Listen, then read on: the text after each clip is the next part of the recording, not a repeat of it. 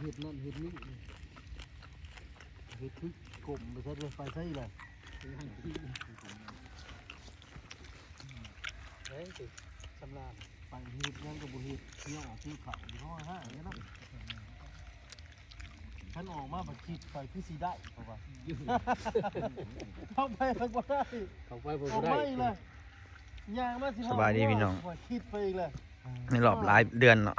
มาถ่ายคลิปลองเบิ่งว่าสติดเรื่องหรือบ่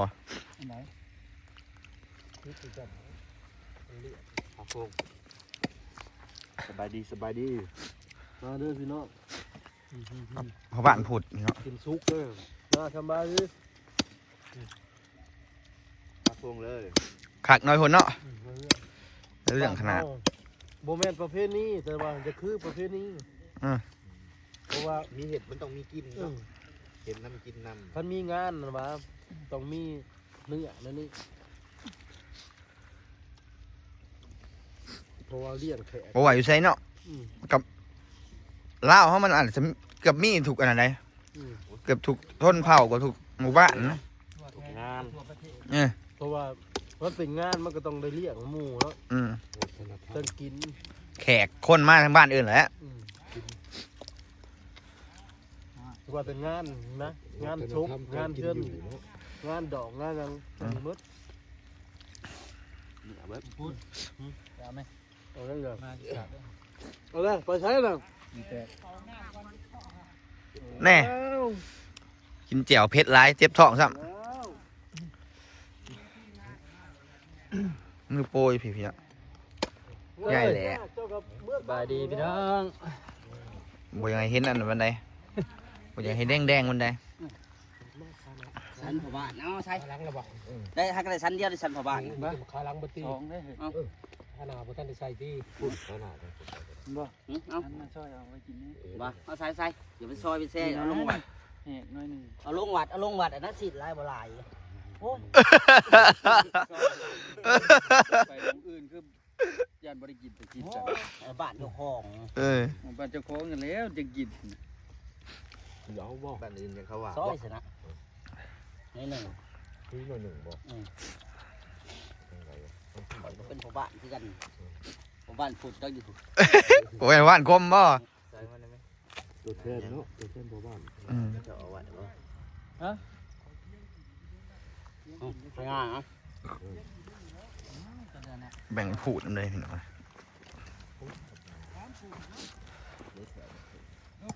1 2 3 4 5 6 7 8ผูดตกผูดบ้านของตกผูดทำกันลายสื่อเอากับไทยขึ้นเต้าบุรีติดสำนักสั่งได้พี่น้องปกเก็บไปง่ายแล้วบ้านเฮาแม่นี่เนาะพูดแล้วนะผมบอกผมได้เอากับไผ่เราแพงเห็นแล้วไว้เงินก็เห็ดเลยไว้ก็บ่อยเงินก็เอาโบนะกินโลบริยาลื่นเราแพงบะมุงแบ่งกันล่ะต้นใหญ่ต้นใหญ่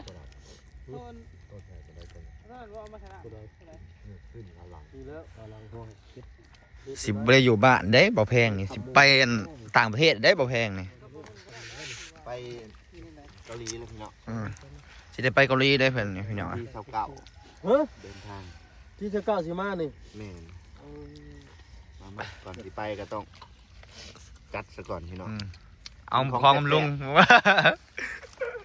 กินของบ้านเฮาก่อนสิบ่ได้กินฮะไปหาของเกาหลีบ่หาของเกาหลีก่อนหาสาวเกาหลีก่อนข่อยก็สิไปกันได้แล้วไปได้นะข่อยก็สิไปอยากก็สิไปบ่บ้านนี่เจ้าสิไปยังเจ้านี่แม่น่ะเจ้าสิไปยังเกาหลีเล่นั่นเฮ็ดโลบ่ทันแล้วยังจีบ่ทันแล้วเนาะฮะว่าจะค่อยเขาจะไปทำงานแล้วก็ได้หาเงินบ่หาเงินแล้วคันมันไปได้นี่ได้หยังคันไปบ่ได้เมียหอยใบดอกเจ้านะไปบ่ได้ดอกสมัยหน้าก็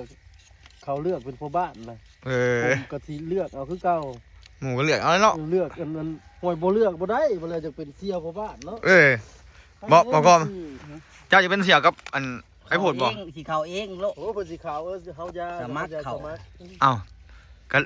อันเขาเจ้าให้เขาโดดบ่สมัครเขาเลยเนาะสมัครเขาโดดบ่ว้าย มันสิเพไอ้พูดมันสิอันถอยพูดไอ้พูดเราคนอันนั้นกว้างกว่าเด้ มันสอมาแสดอก เจ้าเรามีแต่ห้องเสี่ยวใช่ไหม ได้เป็นจำกัน บ่สิให้เพิ่นถือเงินอยู่เพิ่นเฮาเป็นบ่ได้มายืมกมใช้เงินน่ะเงินใช้รวมแล้วยืมแน่สิ ไม่แล้วไพ่ชีนั้นทำเป็นซอสบัดนี้ เพิ่นแล้วเนาะ มันถือเงินเนาะ ซื้อเหล้าเบิดแล้ว เรียบร้อยบ่ ผู้ถือเงินเลยหาพี่ซอ อันนี้บ่สิบซันนะ หวังกัน ตอนนี้ก็ได้เนาะ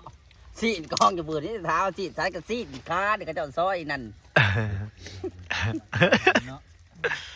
อันนี้ได้นี่น่ะนี่เบิ่งสิช่อยตัวซุยไว้ว่าอยากนั่นน่ะเอาไปช่อยกัน เอาซอยให้เพิ่นซอยแน่นี่มาพี่ ได้เพี้ยนแหละสิ้นสันเนี่ย หมอนสันเป็นสิ้นดอก สันเลยนำเจ้า โซ่ ซุยเอา ป้านั่นจะป้านั่นโอ้ขอจะเป็นพ่อบ้านเนี่ยบ่ได้เดี๋ยวไล่ออกเลยแหละพวกกินสัน จับช่วงนี่ใส่กับอันขาหน้าบ่เฒ่า อะไรยังใส่ดิ เออ เอามาพี่ คุยเลย นั่นเองปอนนะเฮ้ย พูดไป ใครเคยกิน โพดบ่ได้ อันนี้บุมีอันอยู่ถึงมอนี่ เห็นบ่หามาให้ มะม่วง สวัสดีเนาะ ตอนแรกไปสมัครคือกันได้นี่กันนะ คันเฮา ไป ซอ เกาย หลี นี่ตัวนี้แหละมุ้ยมีผู้มากนำก็เบิ่งอยู่ อายุยังบ่ฮอดเนาะ อันนี้ยังหอดบ่ถึงกันนั่น มันยังอายุบ่ฮอดเนาะ มง ตะมง มงน่ะบ่ฮอด อันนี้ โซสี่ปลาย เจ้าซี่นึงบ่เจ้าน่ะสิซอยก็บ่ซอยโอ้ยแต่เฮิงเลยเฮ็ดคือลืดอยู่ สองเสี่ยวเหมือนเทียงกันละบัด น่าเด้อเอาไปทั้งนั้นเลย อันขวดแก้วอันนี้ขวดแก้วนะเอามาให้เรานะ ยังอีกเลย ขาหลังตีซอยซีมก่อนนี่ก่อน อะไรมากินหรือยังตัวพังโผล่นะ โย่มาอันนั้นผลมาปลาอะไรบ้านนี่ โค้งกระดูก โอ้ยโค้งกระดูกบนทันแล้วเดี๋ยวซอยให้กิน ยังไงมอง อันนั้น ต้องให้คะแนนเพิ่นได้แพงเลยซอยกินเพราะว่าเนี่ย โอ้คันเราลงสมัครได้คะแนนหนึ่ง ต้องให้ได้เออ เฮาสิกล้าเบิดทุกคนนะ ครับเป็นคน เป็นจังบ่เสียติ กะนั่นได้เขาให้กะเดียว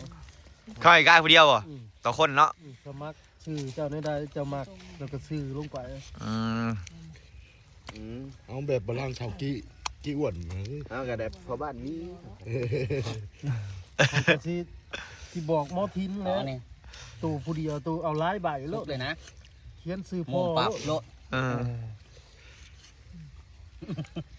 เออ บัญญากเด้อพ่อบ้านเห็นว่าพ่อบ้าน อยู่ในนั้นมันจึงเป็นนั่นกระโลน โอ้แต่กระโดดนี้ตั้งขา เป็นสมาชิกผักบ่ได้นั่นนะ บัญญาก กูไม่ได้ตอนนั้น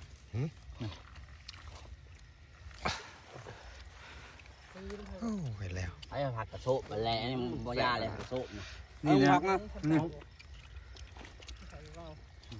ยังเหรอมันจะหัวบ่ ก็ให้ไปเฮียนแล้ว บ่ไป บ่ไป บ่ไปจะไปคิดบ่ว่า ไปเฮียนมันกับบ่ได้อยู่บ้านเฮาเลยเนาะบอกผมไปเฮียนไกลมันกับบ่ได้อยู่บ้านเฮาแล้วมันก็บ่ได้ใช้ชีวิตแบบนี้แหละ บ่ได้ไปดอก เรียนผู้พม โอ้ผมซื้อ ได้ใบแดงมาแล้วบ่ทันได้ครบ